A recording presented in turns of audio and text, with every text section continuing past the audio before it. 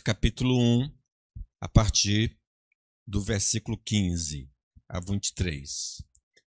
Por isso também eu, tendo ouvido a fé que há entre vós no Senhor Jesus e o amor para com todos os santos, não cesso de dar graças por vós, fazendo menção de vós nas minhas orações, para que o Deus de nosso Senhor Jesus Cristo, o Pai da glória, vos conceda espírito de sabedoria e de revelação no pleno conhecimento dele, iluminados os olhos do vosso coração, para saberdes qual é a esperança do seu chamamento, qual a riqueza da glória da sua herança nos santos, e qual a suprema grandeza do seu poder para com os que cremos, segundo a eficácia da força do seu poder,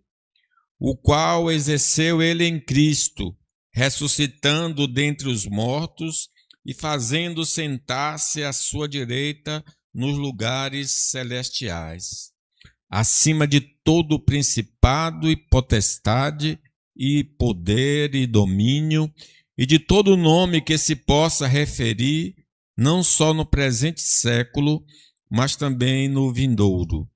E pôs todas as coisas debaixo dos pés, e para ser o cabeça sobre todas as coisas, o deu à igreja, a qual é o seu corpo, a plenitude daquele que a tudo enche em todas as coisas. Irmãos, a oração é chamada de um meio de graça. É uma graça que Deus nos concedeu para falar com Ele. Nós falamos através da oração com Deus vivo e verdadeiro. Não importa o lugar onde possamos estar, quando abrimos a boca para falar, Ele diz que ouve as nossas orações, tudo por causa de Jesus, né? Que morreu, ressuscitou, está à direita, intercedendo por nós. Como é glorioso! Às vezes a gente está assim, desejoso de ter um conhecido humano para nos ajudar em alguma área da vida. Pois bem, nós temos alguém que é muito superior. Diz a passagem que ele é poderoso para fazer muito mais do que pedimos ou pensamos. Essa disposição, Deus concedeu esse instrumento, este meio, que é favor não merecido. Por meio dela, podemos lançar todas as nossas preocupações ao nosso Deus. Inclusive, há recomendações, Paulo falando, lançando sobre ele toda a vossa ansiedade, porque ele tem cuidado de nós.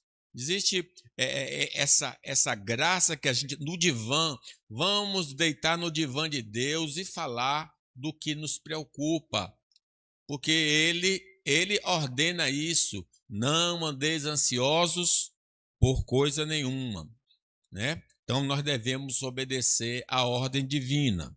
Podemos pedir coisas terrenas e espirituais. Sim, podemos pedir poder para evangelizar, sabedoria para falar do evangelho, mas podemos pedir o pão nosso de cada dia, nos dá hoje. Então, nós podemos dirigirmos a Deus pedindo por coisas espirituais e por coisas terrenas.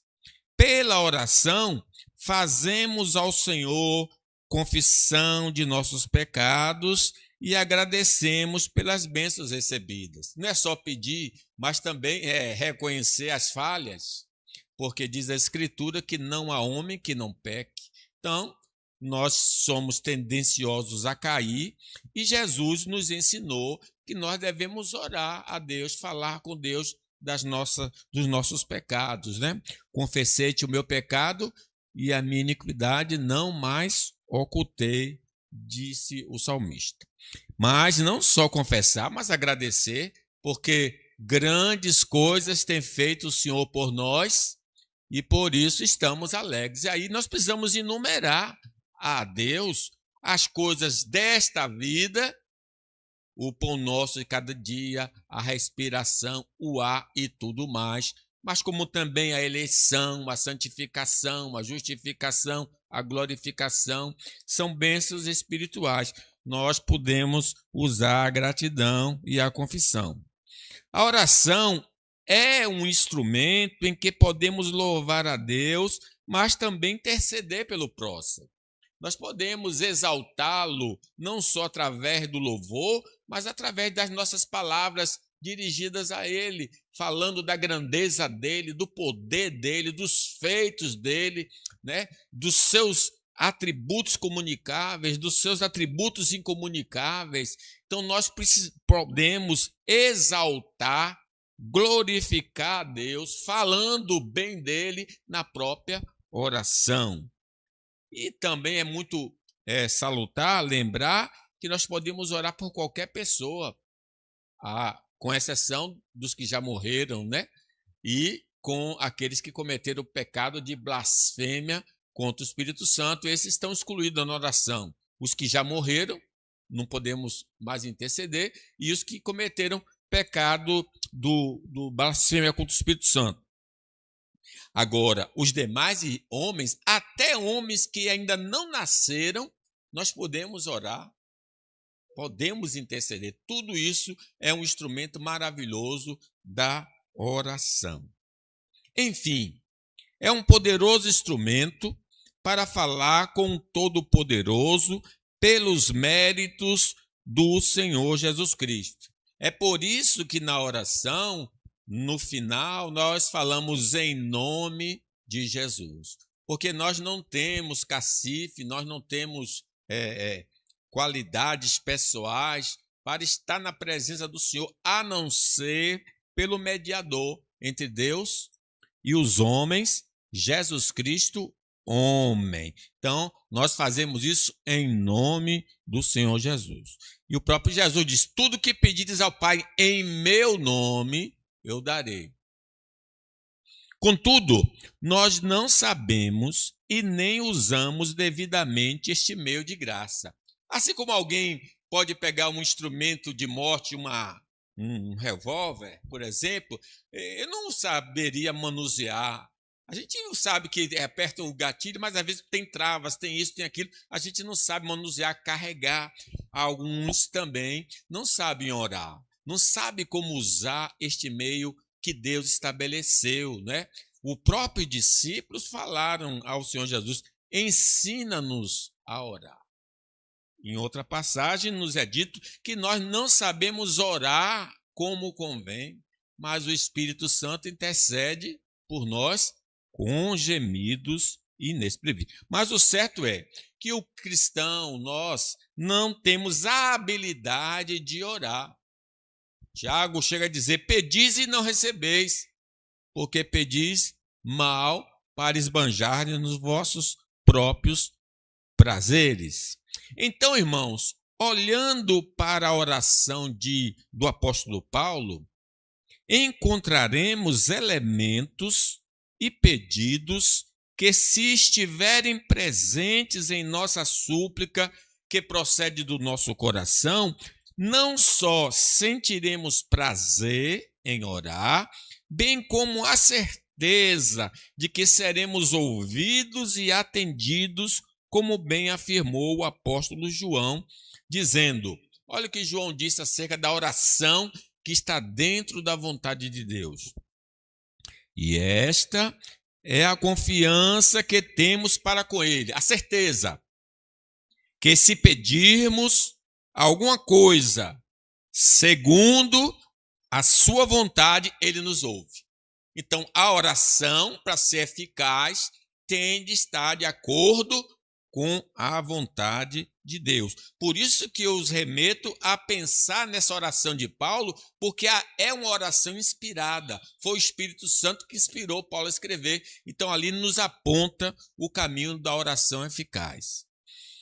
Se sabemos que ele nos ouve quanto ao que lhe pedimos, estamos certos de que obtemos os pedidos que lhe temos feito. Portanto, vamos extrair algumas lições preciosas da oração paulina, usando o seguinte tema para a nossa meditação: oração que agrada a Deus. Tem oração que agrada a Deus, tem oração que não agrada a Deus. É dito que no culto que Caim ofereceu, de Caim e de sua oferta, não se agradou o Senhor, mas se agradou de Abel e da sua oferta. Então, a nossa oração pode ser agradável ou pode ser desagradável. O queremos aprender a oração que agrada a Deus. Em primeiro lugar, a oração que agrada a Deus. A oração que agrada a Deus tem como um dos elementos as ações de graça. Porque podia ser confissão de pecado, podia ser louvor, podia ser intercessão, né? Mas esse elemento é muito importante. A oração que agrada a Deus tem como um dos elementos as ações de graça. Vamos ver aí o 15, o que diz: por isso também eu, tendo ouvido a fé que há entre vós no Senhor Jesus e o amor para com todos os santos, não cesso de dar graças por vós, fazendo menção de vós nas minhas orações. Então, ele menciona aqui que ele rende graças sempre, não cesso de dar graça. É ele mesmo que também escreve aos Tessalonicenses: em tudo dai graças, porque esta é a vontade de Deus para convosco em Cristo Jesus. Meus irmãos, o Senhor tem feito maravilhas na vida dos homens e mulheres deste mundo e em nossas vidas, como declarou o salmista. Deus tem feito maravilhas. O Salmo 33 diz: a terra está cheia da bondade do Senhor. Não importa para o lado que nós possamos olhar, ali tem a mão bondosa de Deus sustentando toda a criação, toda a criatura, para o louvor da sua glória. Logo, a gratidão deveria ser um elemento presente em nossas orações, como era na vida do apóstolo Paulo, que diz no 16: não cesso de dar graças por vós, fazendo menção de vós nas minhas orações. Se eu contemplo as obras de Deus, então eu deveria render graça pelo feito dele, pela obra dele. Ele faz isso em sua carta, esse agradecimento aos romanos, aos coríntios, aos filipenses, aos colossenses, aos tessalonicenses, a Timóteo e a Filemon. Todas essas cartas nós vamos agradeço a Deus, agradeço a Deus. De modo geral, a gratidão do apóstolo não se baseia em benefícios pessoais recebidos, mas sim nas maravilhas que Deus operava na vida de terceiros. Ah, pastor, eu vou agradecer o quê? Não recebi uma comida, não recebi uma roupa, não recebi um emprego, não recebi um dinheiro. Não é só por isso que se agradece, não. Agradece por tudo que Deus tem feito na nossa vida e na vida do outro, como Paulo estava fazendo. Se Deus não está fazendo nada na sua vida, você não consegue enxergar, olhe para o outro e diga: eu agradeço porque fulano tem emprego, eu agradeço por alguém ter saúde, eu agradeço por ele ter uma casa, eu agradeço porque ele está na fé. Eu começo a agradecer. Nós precisamos fazer com o apóstolo Paulo, está agradecendo por algo que não foi feito na vida dele, mas na vida do outro. Maravilhoso, né? Temos estado atentos aos feitos do Senhor ao nosso redor? Eu não agradeço simplesmente por quê? Porque eu não consigo enxergar nem na minha vida, nem consigo enxergar na vida do outro o que Deus tem feito. Logo, as ações de graças não estarão presentes na nossa oração, porque a gente não consegue ver o que Deus está fazendo ao nosso lado e em nós. Ou será que o excesso de preocupação com os nossos próprios dilemas tem nos cegado para as obras que Deus realiza na vida do próximo. Será que nós somos cegos? Sabe, a gente anda tanto, o que vou comer, o que vou beber, o que vou vestir. Essa apreensão faz com que a gente não enxergue o que Deus está fazendo. O auxiliado, o profeta, viu um exército, um grande exército, cercando, e ele entrou em desespero. Meu pai, o que é que vai acontecer com a gente? Senhor, abra os olhos dele para que ele veja. Ele viu um exército invisível guardando o profeta. Oh, meus irmãos, nós não podemos agradecer porque não enxergamos, não estamos vendo, né? A ausência desse tipo de gratidão em nossas orações não é um acaso. Ela denuncia o nosso egoísmo. Ao negligenciarmos a alegria pelas bênçãos alheias, falhamos no cumprimento do segundo grande mandamento que diz. Qual é o segundo grande mandamento, Mateus 23:9? Amarás o teu próximo como a ti mesmo. Quem não agradece, peca. Porque agradecimento é obrigação, é dever, é ordem. Se eu acho que não tenho sido abençoado, eu tenho sido abençoado, que é a ingratidão não reconhecer, mas Deus tem feito alguma coisa na vida do outro. Então, eu sou obrigado a agradecer. Então, essa ausência de agradecimento nas orações comprova a falta de visão, de egoísmo da nossa parte, em especial de amor ao próximo. Ao observarmos a vida do apóstolo Paulo, percebemos que sua gratidão pelo próximo não era um evento isolado ou passageiro, mas uma prática constante, como ele mesmo declara. Veja, não é que ele via assim, eu agradeço pelo reverendo Cândido ter chegado na igreja. Não, ele estava sempre agradecido. Agradeço pelo reverendo Cândido, hoje, amanhã, depois eu agradeço. Observe 16. Não cesso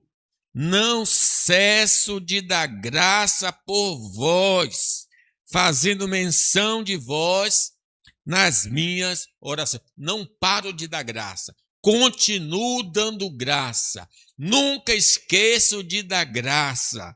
Muitas vezes, nossas orações não recebem respostas imediatas. O atendimento pode levar dias, meses ou até anos. Nós sabemos disso.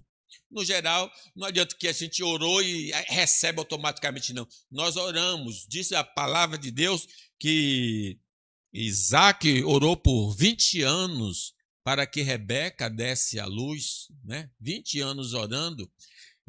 Então, nós sabemos que Deus aparentemente está demorando, mas ele nunca chega atrasado. Durante esse tempo de espera, somos incansáveis em clamar e em solicitar que outros intercedam por nós. Quantas igrejas a gente passa deixando o nome nosso num lugar lá de oração. Ore por mim, ore por mim, ore por mim. E continua orando. Nós insistimos, como Jesus mesmo recomendou, perseveramos em oração. Contudo, assim que recebemos a bênção, nossa gratidão se limita a uma prece rápida e logo avançamos para o próximo pedido, esquecendo de nos demorar no louvor. Deus abençoe. Obrigado, Deus, por ter me dado isso aqui. Bom, é a única oração que nós fazemos, se lembrarmos de fazer. Porque daqui a pouco já temos um outro pedido a alcançar. Então vejam, meus irmãos, que Paulo não fazia assim. Paulo disse, não cesso de dar graças. Louvado seja o nome do Senhor. Mas o que eu recebi foi há 10 anos atrás. Agradeça, porque antes daqueles 10 anos, você precisava muito daquilo e Deus te abençoou. Então hoje você traz a memória. Oh Deus, obrigado por aquele livramento, obrigado por aquela cirurgia, obrigado por ter me conduzido em paz. Preciso estar sempre me referindo ao que Deus já fez por nós, pelos nossos irmãos. Contudo, assim que recebemos a bênção, nossa gratidão se limita a uma prece rápida. Essa não deve ser a nossa postura. Precisamos cultivar o hábito de, em nossas orações, fazer memória constante das bênçãos já alcançadas, seguindo o exemplo do apóstolo Paulo, que declara, 16, não cesso de dar graças por vós, fazendo menção de vós nas minhas orações. Nossa amnésia espiritual, diante das respostas divinas, nos faz cair no pecado da ingratidão. Sim, a gente tem livro de pedido de oração. Em qualquer lugar de igreja tem um livro de pedido de oração. Só não tem um livro da resposta das orações. Ninguém nem sabe o que foi respondido. Só tem lá os pedidos. Mas ninguém tem um caderno para lembrar o que Deus fez. Tem um hino que diz, né? Dize de uma... Conta muitas bênçãos, dizem quantas são, e verá surpreso o quanto Deus já fez. Mas a gente não lembra, já esqueceu, não sabe o que Deus fez, né? Temos essa amnésia. Agimos como os 9 leprosos, que embora tenham sido curados, não voltaram para agradecer ao Senhor Jesus pelo milagre recebido. Não é por acaso que nos distanciamos da adoração pública e da vida devocional. Uma vez que nós não agradecemos, então não percebemos o que Deus tem feito. E como achamos que Deus não tem feito, por que eu vou adorar? Perder meu tempo? Por que eu vou ler a Bíblia? Por que eu vou orar se eu não estou recebendo absolutamente nada? Então, a partir de hoje, muda essa atitude. Começa a agradecer o que Deus tem feito na nossa vida, na vida dos irmãos. Isso acontece porque deixamos de reconhecer tudo que o Senhor tem nos concedido. O fôlego de vida, o sustento da família, até o trabalho, nossos bens e, acima de tudo, a nossa salvação eterna. Não podemos dizer como o salmista, infelizmente, uma vez que nós não percebemos os milagres de Deus, Salmo 116, que darei ao Senhor por todos os seus benefícios para comigo. Ele sabe o que Deus fez. A pergunta que está, o que é que eu vou dar a Deus pelo que Ele tem feito a mim? Mas nós não podemos fazer essa pergunta se nós não estamos enxergando o que Deus está falando. E aí Ele diz o que vai fazer. Tomarei o cálice da salvação e invocarei o nome do Senhor. Cumprirei os meus votos ao Senhor na presença de todo o seu povo. No dia da angústia, no dia do sofrimento, oh Deus, me dê a cura, oh Deus, me dê um emprego, oh Deus, me dê isso. E se o Senhor me der, eu farei isso e farei aquilo. Cadê o cumprimento dos votos que demos a Deus? O salmista está plenamente consciente que Deus tem feito e ele diz que vai adorar a Deus, ele vai louvar a Deus e vai cumprir os seus votos ao Senhor. Infelizmente, nossa postura tem sido a de pedintes, mas raramente a de adoradores gratos. Qualquer obstáculo se torna desculpa para obtermos nosso louvor no meio da congregação, o que é, em essência, um pecado.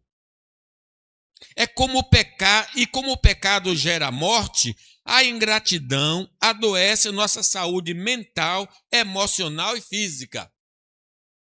Diz a ciência que a gratidão fortalece o sistema imunológico, reduz o estresse e a ansiedade e regula a pressão arterial. Então, se alguém está com pressão arterial alta aí, é porque não agradece. Vá fazer um teste. Se está ansioso, é porque não agradece. Se está fraco, toda hora está gripado, toda hora está com uma doença, é porque não agradece. A ciência diz isso. Nós precisamos agradecer a Deus. Ao sermos gratos, ativamos o sistema de recompensa do cérebro, liberando dopamina e fortalecendo nossa resiliência e nossos laços sociais, diz a ciência. Como faz bem ao indivíduo, segundo as ciências, render graças. Ele não se refere nem a Deus aqui, propriamente o Deus vivo. Só a prática do agradecer já vai dar saúde a todos nós. Que possamos lembrar das escrituras que diz no livro dos Salmos. Vamos ver o Salmo. O que é que diz o Salmo 50, 23? Vamos ler. O que me oferece sacrifício de ações de graças, esse me glorificará. E ao que prepara o seu caminho, dar-lhe-ei que veja a salvação de Deus. É culto de ações de graça, sacrifícios de ações de graça. E Deus vai mostrar o caminho da salvação. Ao expressarmos nossa gratidão a Deus, é comum nos concentrarmos apenas nas bênçãos materiais. Quando a gente pensa em dádivas presentes, está dizendo o emprego, o dinheiro, a saúde. Geralmente a gente só pensa nessas coisas. Não que elas não sejam bênçãos que também vêm de Deus. Porque toda boa dádiva, todo dom perfeito vem lá do Pai das luzes. Embora não haja erro em agradecer pelo sustento físico, precisamos também cultivar a memória das bênçãos espirituais, que são eternas e fundamentais para a nossa caminhada, como Paulo fez no primeiro capítulo dessa carta, dizendo, quando Paulo escreve aos Efésios, no primeiro capítulo, no terceiro versículo, ele já começa bendizendo a Deus. Observe, e ele está preso, o apóstolo Paulo está preso.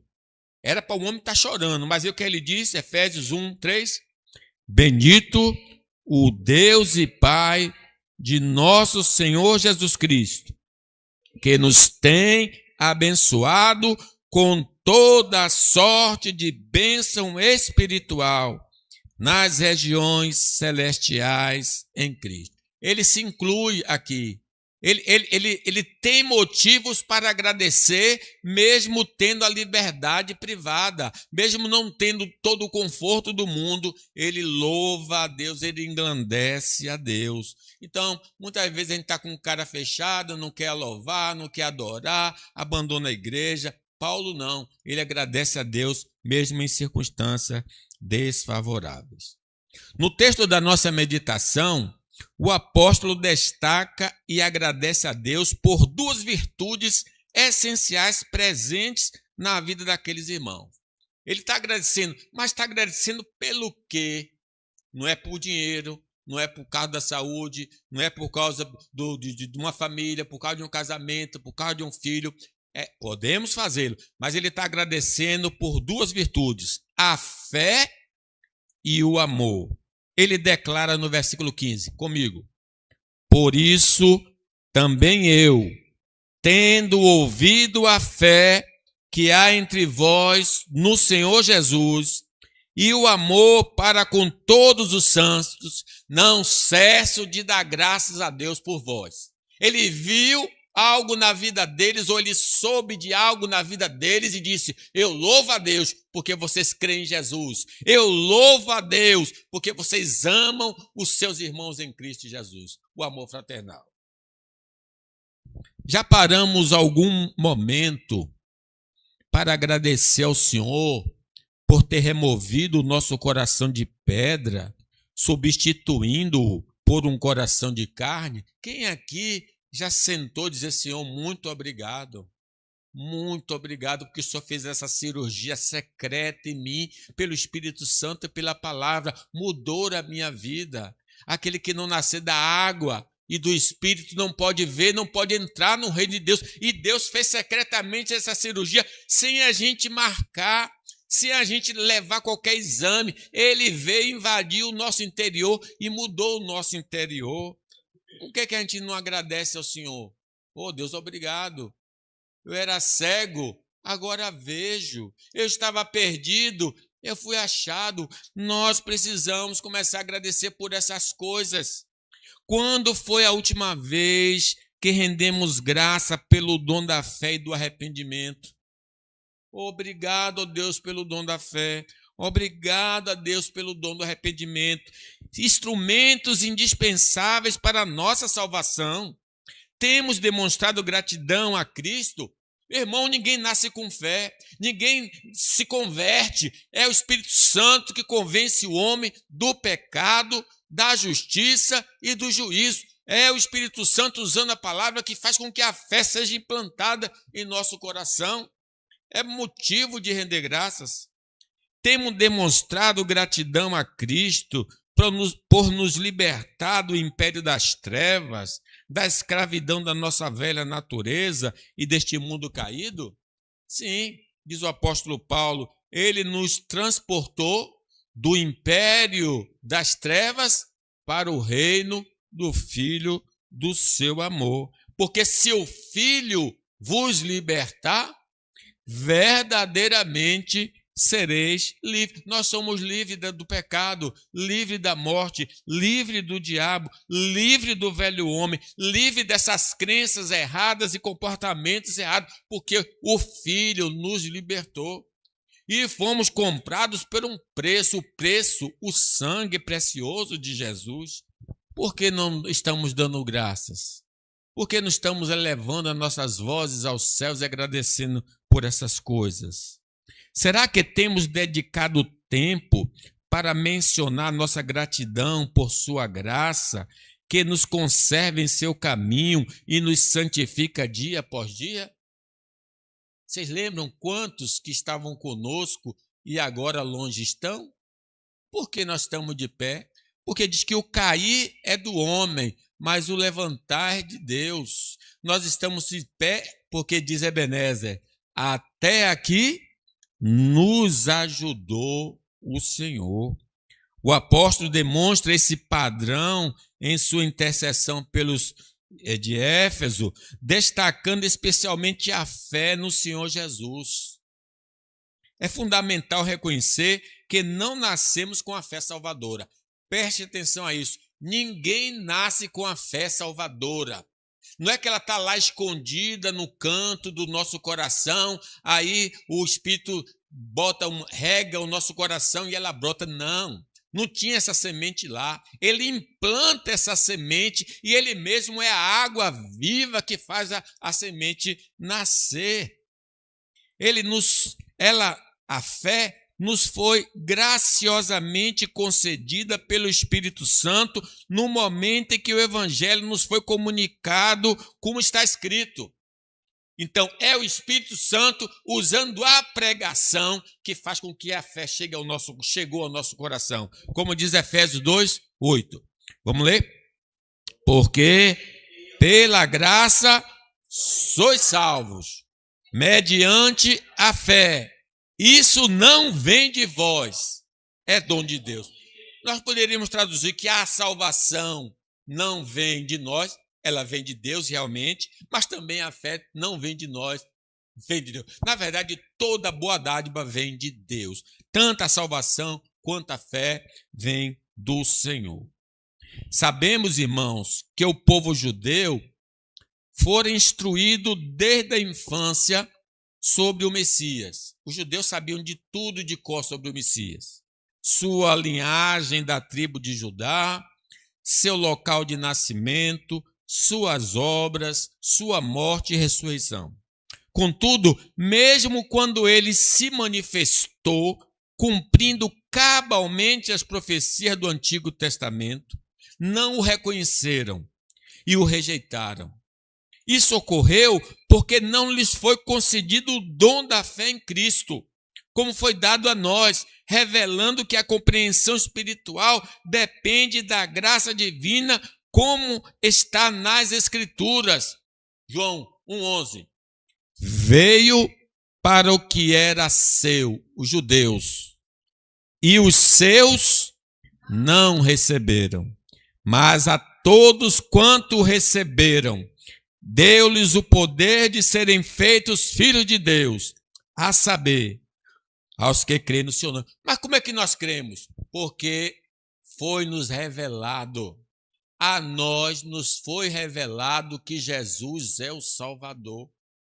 Aos judeus, aqueles judeus incrédulos, não. Mas a nós, gentios, que não temos nenhuma ligação física com eles, estamos hoje na igreja por revelação, irmãos.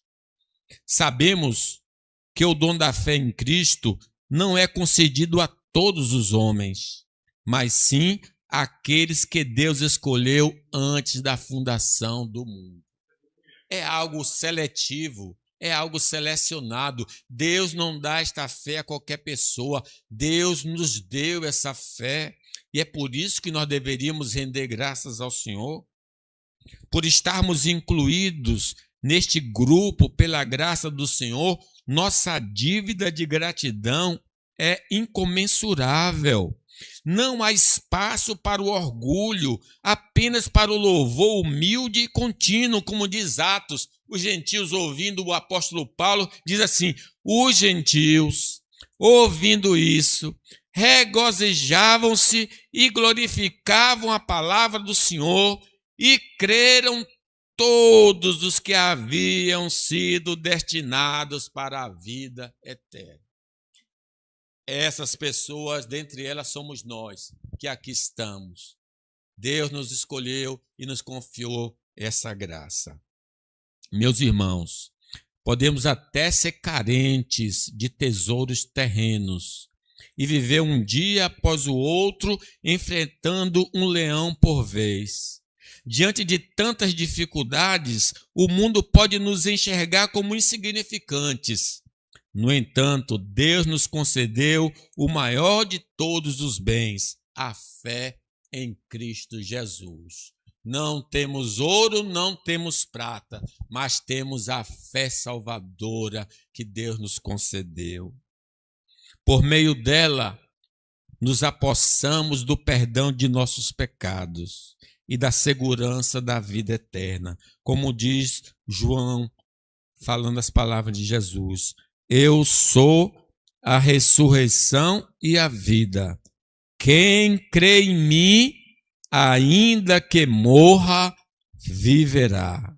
E todo o que vive e crê em mim, não morrerá eternamente. Vamos ressuscitar dos mortos, se Jesus não voltar hoje, e não iremos ser lançados no inferno, porque nós temos a fé que foi nos concedida. Ainda que desfrute dos prazeres transitórios do pecado ou das alegrias lícitas desta vida, esses homens, sua tragédia se revelará ao fim de sua jornada.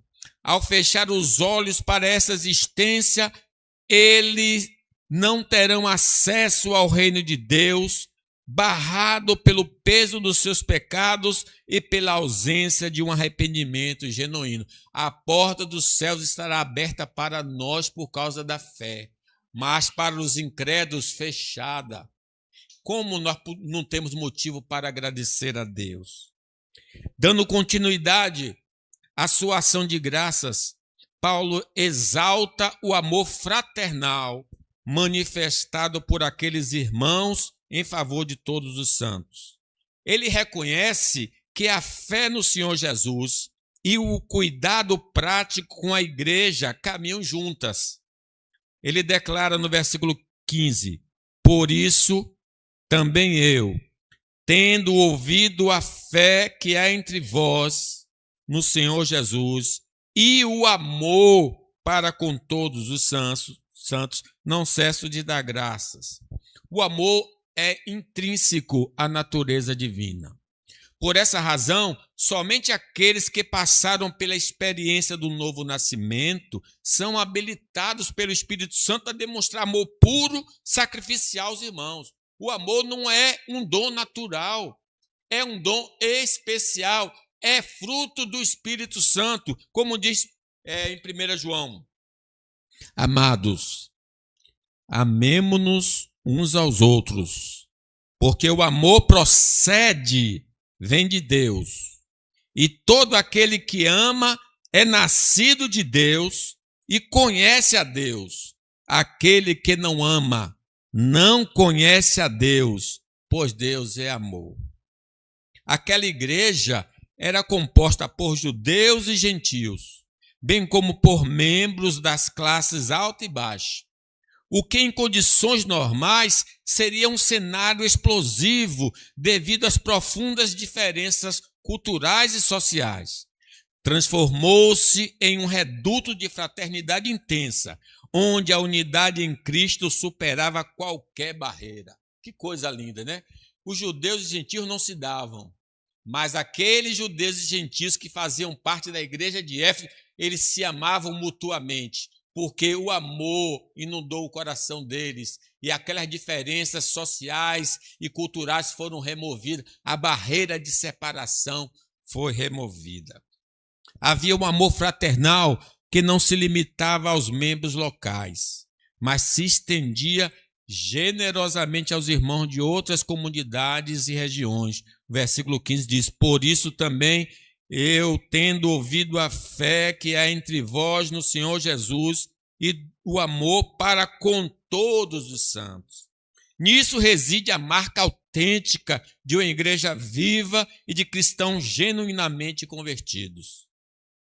Diante disso, cabe uma reflexão. Como a sociedade nos enxerga como uma comunidade evangélica? O que eles pensam de nós?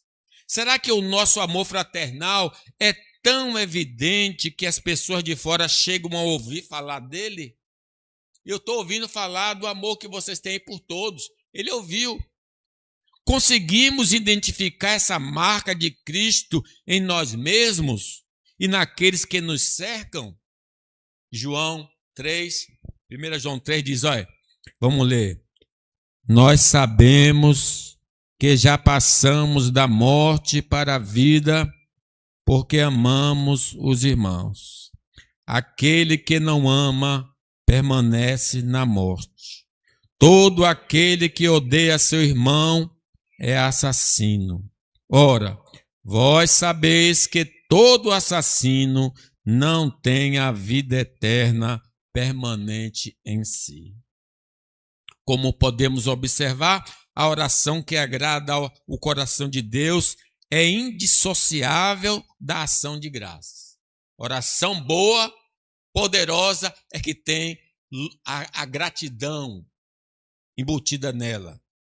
É imperativo que sejamos gratos de forma contínua, como diz Paulo, em tudo dá graças. Que a mesma intensidade que dedicamos às nossas súplicas seja aplicada ao nosso agradecimento. Comprometemo-nos a recordar constantemente os feitos do Senhor, tanto em nossas vidas quanto na de nossos irmãos, rendendo graças por bênçãos terrenas e, acima de tudo, pelas bênçãos espirituais. Agir assim é viver de modo plenamente agradável ao Senhor. Que Ele nos abençoe.